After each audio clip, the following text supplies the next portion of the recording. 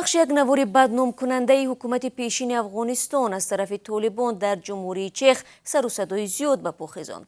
مؤلفان نوار را نشان داده اصرار می‌ورزیدند که این خانه صلاح الدین ربانی سابق وزیر کارهای خارجه افغانستان است. ولی وقتی در نوار مشروبات استحصال جمهوری چخ پیدا شد، یک نشریه چخی تحقیقات برده ثابت نمود که طالبان قرارگاه سفارت چخ در کابل را کوفتکو کردند و نوار نیز همانجا برداشته شده است. این موضوع را همکارم میرزا نبی خالقزاد دنبال داشت و قبل از برنامه از او در این باره تفصیلات خواستم.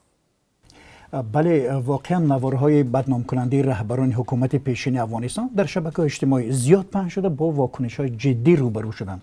اخیراً در شبکه اجتماعی توییتر نواری پخش شد و مؤلفان اصرار می‌ورزیدند که آنها در خانه رهبری ائتلاف شمال سابق وزیر امور خارجه و پسر پرزیدنت فقید افغانستان برهان الدین ربانی یک انبار بزرگ مشروبات پیدا کردند.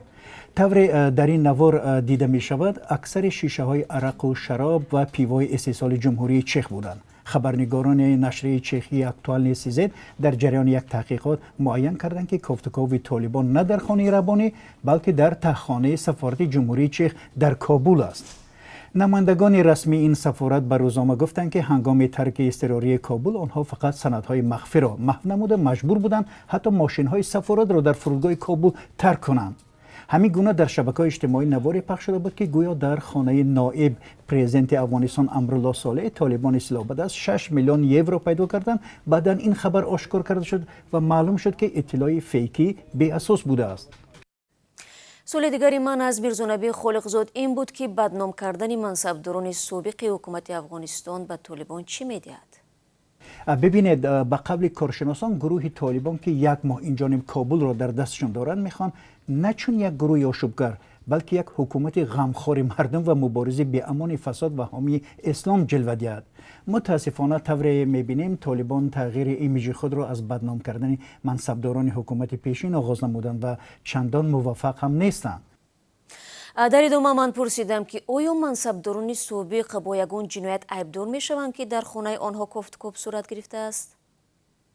البته اینها نمونه های جنگ اطلاعاتی شمرده می شوند و از هر دو طرف به کار می روند، ولی در بابت این دو نوار کاربران می گویند گروه طالبان که یک ماه این جانب کابل را در دست دارد می خواهد خود را مبارز به امان ضد فساد و حامی اسلام جلوه دهد.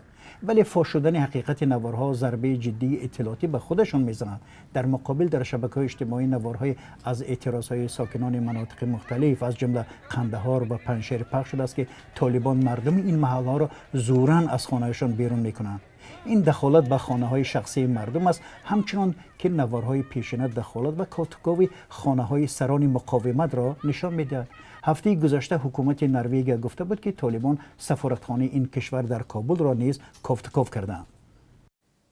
تشکر به میرزا نبی خالقزاد که به سوال‌های ما جواب داد.